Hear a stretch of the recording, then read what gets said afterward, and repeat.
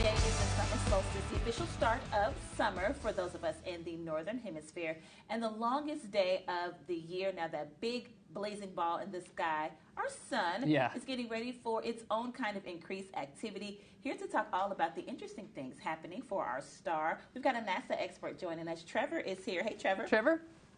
Hi, happy to be here. Yeah. So today is summer solstice. What does that actually mean, Trevor?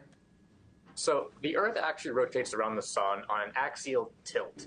That means that the length of the day changes throughout the year. In the northern hemisphere on the summer solstice, we're having our longest day of the year, but the southern hemisphere is having its shortest. And this reverses in December for the winter solstice, where we have our shortest day of the year, and the southern hemisphere has its longest day of the year. Okay, I gotcha. Yeah. Now, NASA has some big plans to celebrate our sun in the coming year. What makes this such an exciting time for the sun, Trevor?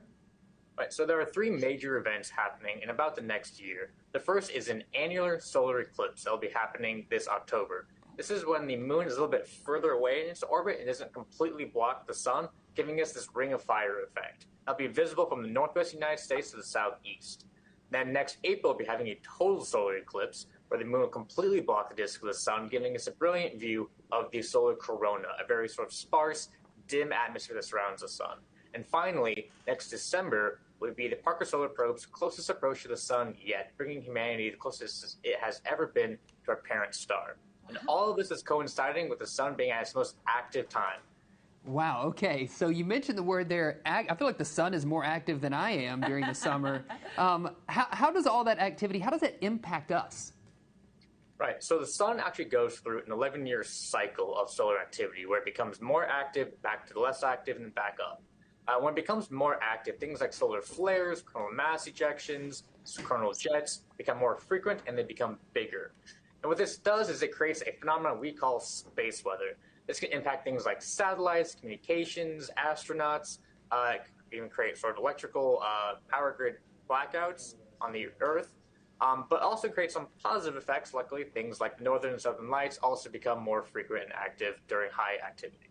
Okay. Yeah, certainly. I always hear about those sun flares, right, during the summer. All of that stuff is always a conversation. Now, you mentioned this, but in the next year, not just one, but two solar eclipses will cross the United States. Remind us again, when are those happening, and what science does NASA do during an eclipse? Right. So that annular solar eclipse will be happening this October, and then the total solar eclipse will be happening next April, both making sort of a crisscross path on the United States. There's a lot of interesting science NASA can do during eclipses that it can't do at other times. This is because it's very hard to observe the corona without having the solar disk sort of in the way. It's very, very bright at the surface of the sun. And during an eclipse, you can sort of perfectly block that using the moon and get really sort of high precision measurements of what the corona is doing, how it's active. Also during this time, we'll be making various observations of the ionosphere, which is this plasma layer that surrounds the Earth. And we get to see sort of how it couples with the solar flux when that flux is sort of dropping off. And so it's a very rare opportunity to be able to study these events when they're occurring. Yeah. Trevor, where can we go to learn more information about how we can all celebrate the sun?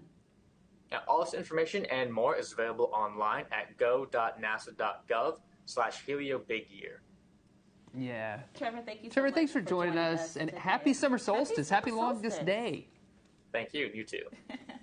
Absolutely. I can't imagine what it's like to work for NASA. Oh my gosh. On the longest day of the year. Every time cool. Every time we talk to NASA, I'm like, oh, I should have studied science. I know. I regret it every time.